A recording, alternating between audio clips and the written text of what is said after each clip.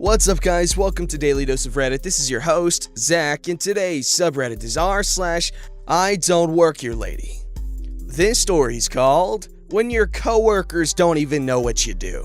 First and foremost, please excuse any errors in my spelling. I'm a bit dyslexic and English is not my first language. Thank you for understanding. I don't understand. Second, a bit of background. I work for a parcel delivery company, and my job is to fix parcels that have problems with the labels. If the address is wrong, give parcels to customers at our hub's pickup location, finding phone numbers and email to people who we're gonna deliver parcels to, etc. However, I'm not exactly customer service. The only calls I take are from people that have problems with labels. Nothing to do with late pickups, drivers having not delivered correctly, that sort of thing. 3. I'm not totally sure if this post fits here, but I'd say it's close enough. Now, my coworkers should know that, but sometimes it seems they either don't know what kind of work I do, or they ignore it. I have a few examples. 1. I was working one day when I got a call from a customer service representative from a different hub. We have about 8 in my country, and I pick up the phone, thinking it's something to do with a label.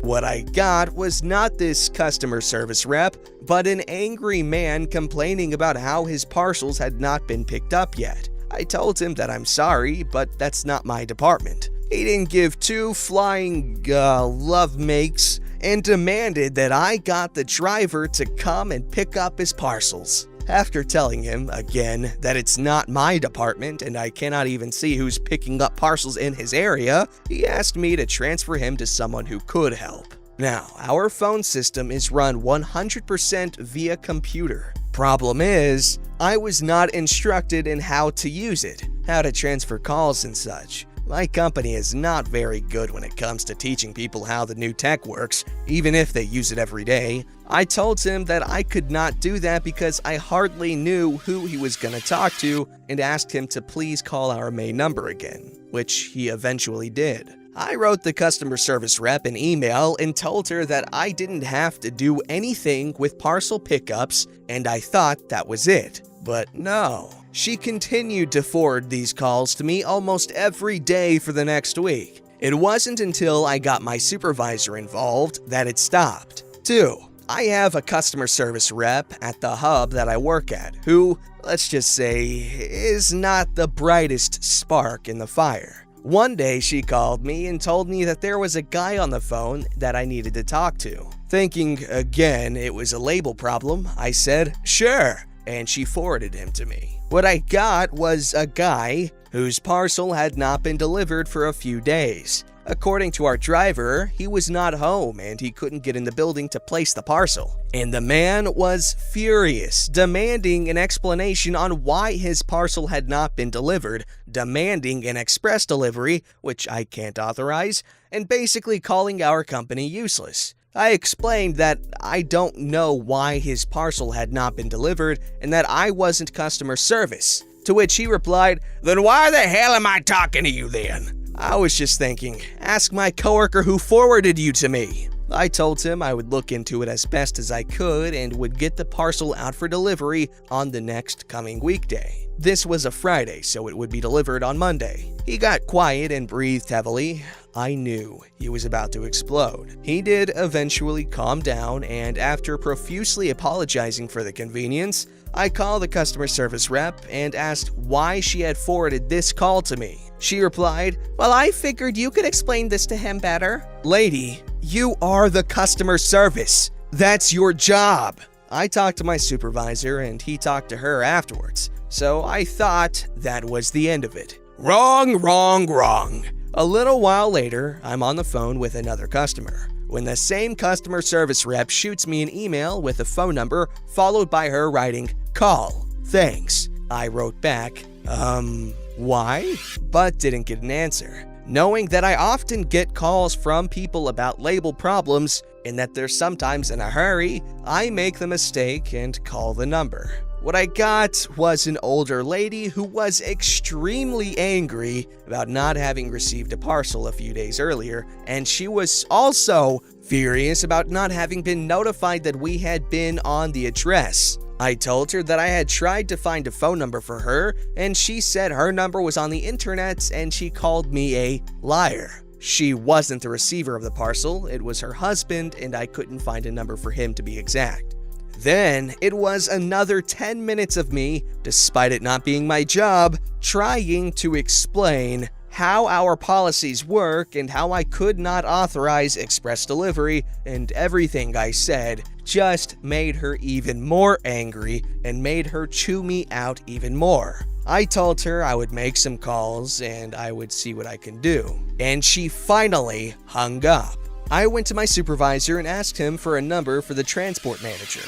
Why do you need his number? Customer service asked me to call someone who, as it appears, wanted a parcel delivered with express delivery due to an apparent mistake from the driver. Wait, that's not your job. You're not supposed to call people about stuff like that. That's customer service's job. I know, but they asked me to call and didn't explain what it was about. So I thought it had something to do with a label problem. Who asked you to call that number? I tell my supervisor who in customer service that asked me to call. Again? Yup. I'll go talk to her. And the reason she wanted me to call this lady, I didn't feel like I was getting through to this lady. I felt you were much better at getting through to her. I hate my job sometimes. Oh, completely understandable. I hate when people ask you to do stuff outside the scope of your job when it's their job. Oh boy! Like watching someone's kids for hours and hours and hours and not getting paid for it because you're family, and doing anything and not getting paid because you're family. I'm having flashbacks. This story's called, I Don't Care If You Can't Find Who You're Looking For. This man is literally dying. So a weird thing that happened the other day that I'm still amazed at. I'm a vigil volunteer at the local hospice center. For those who don't know, a hospice center is where elderly people with medical issues go to live out their days. Sort of like a nursing home, but more medically oriented, and a vigil volunteer is a volunteer that gets called in to comfort the elderly and their families when the doctors can tell that the patient is in their final few days of life. Basically, there's a group of us who take turns and shifts as we're able to, so that the patient isn't alone during this time, or to help the family with any questions they have, or just to comfort them as well. They don't make for great places to volunteer, but it is extremely rewarding for those that don't mind, or at least are comfortable around death. This particular day, I had just gotten off a 13-hour work shift and got the call to see if I could volunteer. And I won't lie, at first I said no. The coordinator told me that the man was a Vietnam veteran though, and being a veteran myself, I decided to suck it up and go in anyway. And veterans tend to help their own when they're able to. So I go in, relieve the woman who had been watching him, and we start talking. And learn we were both from the same MOS, or job, during our time in service, and start to share war stories and other life experiences. Just basically sharing our lives with each other, which is honestly about 90% of the job. After a few hours, I guess it was probably 7 to 8 p.m. at this time, a family is being extremely loud in the hallway to the point that he can't hear me speak. So I close the door.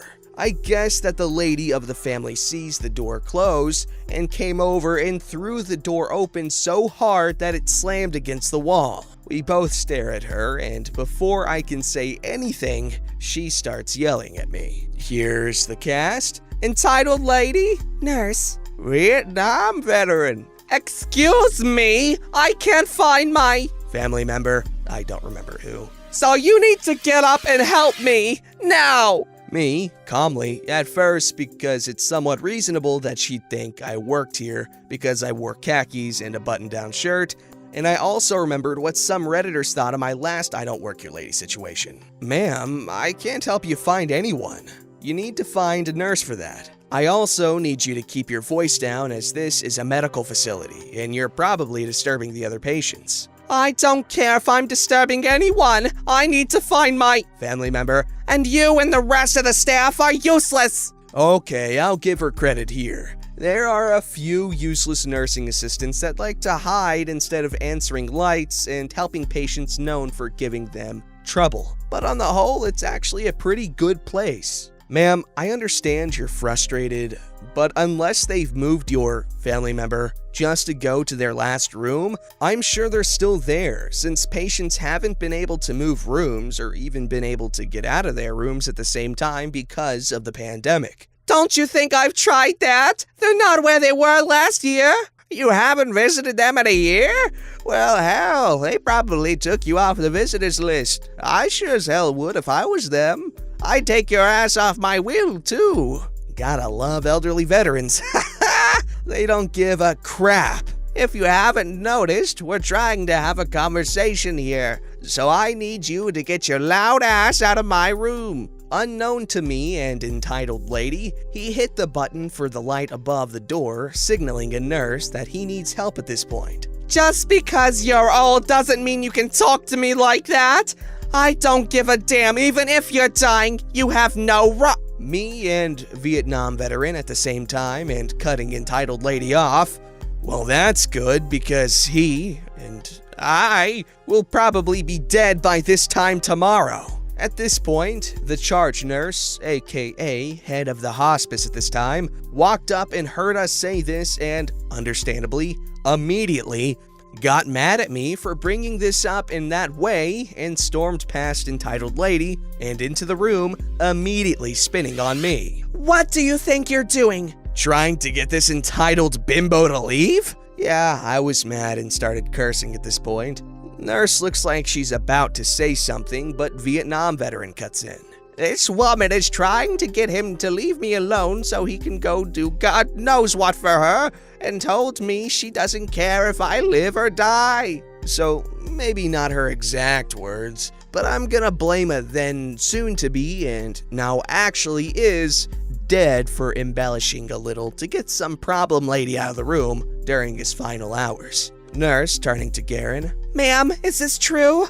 I'm gonna need you to get back to the front desk and wait for a nurse to help you. We've been here for 10 minutes already, with no help. I'm not waiting any longer. Well, we try to have the front desk staffed 24/7, but with the virus, we're understaffed, and sometimes nurses have to leave to help out a patient or another nurse. Since there's no one there, let's go back to the front desk and see if I can help you. No, you can help me now. I demand to know where family member is right this second. Nurse's face immediately went cold. Family member died 8 months ago and was cremated soon after because her family would not return our calls. You can check the morgue for her ashes, but I doubt they've saved them for this long. Entitled lady looked shocked at this news. And honestly, I think what a horrible person to her family she may have been kicked in at this point. And I think she may have possibly started to cry, I'm not sure. But she definitely went quiet and walked back to her family, with the charge nurse apologizing to Vietnam veteran and following her down the hallway. I don't know what happened to them after that, and honestly, I didn't care enough to find out. I just couldn't believe that person's actions. I do feel a little sorry for the family since I don't know the reasons there was such a long time span between visits. But no matter the reason, it doesn't excuse walking into a dying man's room and causing a scene making him yell at you. Seriously, who does that? Edit. Thanks for all the love, everyone, and the rewards as well. A few have asked how to volunteer, and while I personally found out about this through a volunteer website, most hospices should have a volunteer coordinator so you can just call and ask to speak to them. As for what's wrong with Vietnam veteran or how he ended up passing, I'm sorry to say that I have no idea. While he seemed like a pretty awesome guy, I've learned that you have to keep a certain emotional distance because, well, you're there because the person is dying. You can't let yourself get too attached. I can ask for anyone interested next time I get called in, but I'm unsure when that will be. First of all, it's a really cool volunteer job, I guess that's what you call it. I'm sure you hear the most amazing stories and all that stuff. You gotta appreciate the bluntness of the Vietnam veteran.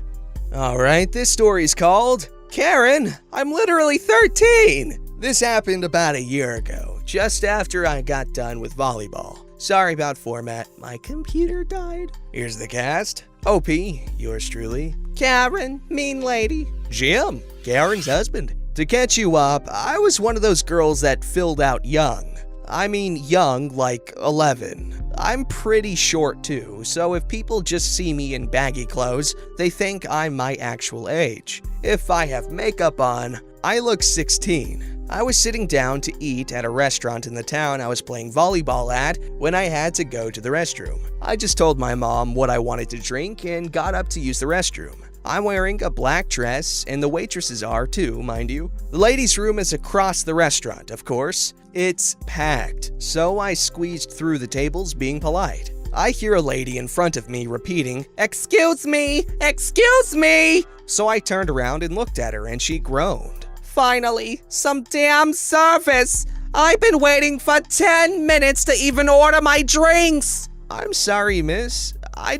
You better be sorry. I want the first round of drinks to be on the house for compensation. Ma'am, as I tried to say, I'll have a most expensive drink now. Sir, I don't work here. Of course you do. You're like 16. I should probably tell your manager your dress is too short. I can see your thighs. Miss, I'm not even in high school. If you think I'm even 14, you're wrong. Besides, why are you staring at my body? I am 13. It took a lot to stand up because of my untreated social anxiety, but I did it. I remember my meal got taken off the check and it was like $25. Edit. She also seemed like a choosing beggar, I believe, if my memory serves me right, that she was seated at the same time as my family was. First of all, good job standing up. It can be fun to do once you do it, in my opinion at least. But as far as I know, I don't have social anxiety. But, geez, Karen, stop looking at teenage girl thighs, you weirdo.